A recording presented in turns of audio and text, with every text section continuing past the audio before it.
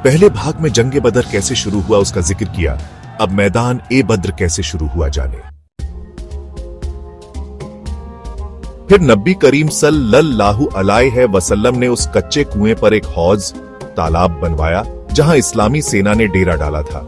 आपने उसमें पानी भरवा दिया और डोल रखवा दिया। इस तरह हजरत खब्बाब रजी अल्लाह अन्हो के मशवरे सलाह पर अमल हुआ।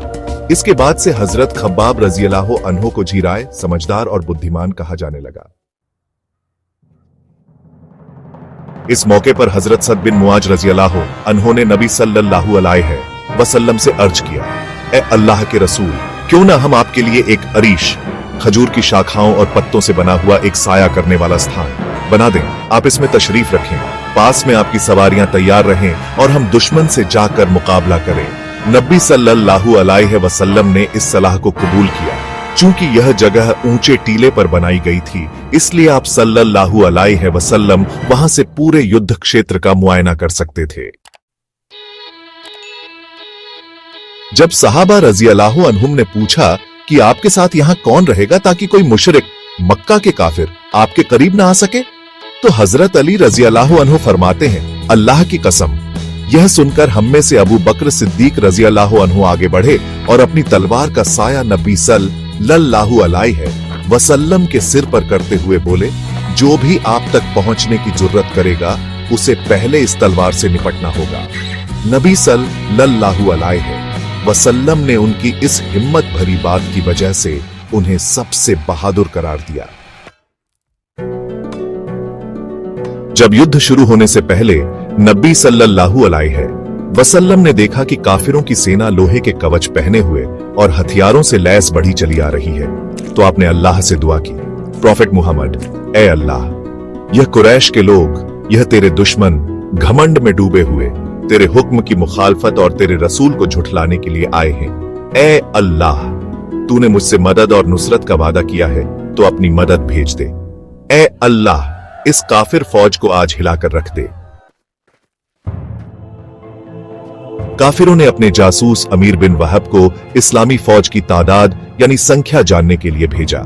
जब वह वापस लौटा तो उसने कहा, एनिमी एसपीवाई इनकी संख्या करीब 300 है, मगर मैं देख रहा हूं कि यह लोग वापस जाने की कोई ख्वाहिश नहीं रखते। ये सभी मौत के लिए तैयार हैं। अगर तुम इनसे लड़ोगे तो तुम्हारे भी उतने ही लोग मारे जाएंगे जितने इनके, इसलिए सोच समझकर फैसला करो। कुछ लोग इस रिपोर्ट को सुनकर वापस जाने के हक में थे, मगर अब्बू जहल ने इसे नामर्दी करार देकर जंग पर अड़ा रहा।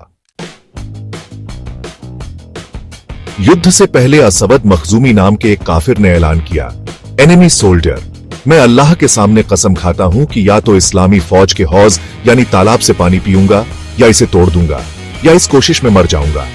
यह बात कहकर वह आगे बढ़ा, लेकिन हजरत हमजा रजी अल्लाह अन्हु ने तलवार से उसकी टांग काट दी। वह फिर भी घिसटकर हौज तक पहुंचा और पानी पीने लगा, मगर हजरत हमजा रजी अल्लाह अन्हु ने दूसरा वार करके उसका काम तमाम कर दिया।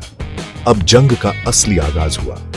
काफिरों की तरफ से 3 लोग, अतबा, उसका भाई शैबा और उसका बेटा वलीद मैदान में उतरे और ललकार कर बोले, एनिमी सोल्जर हमारे मुकाबले के लिए कौन आएगा?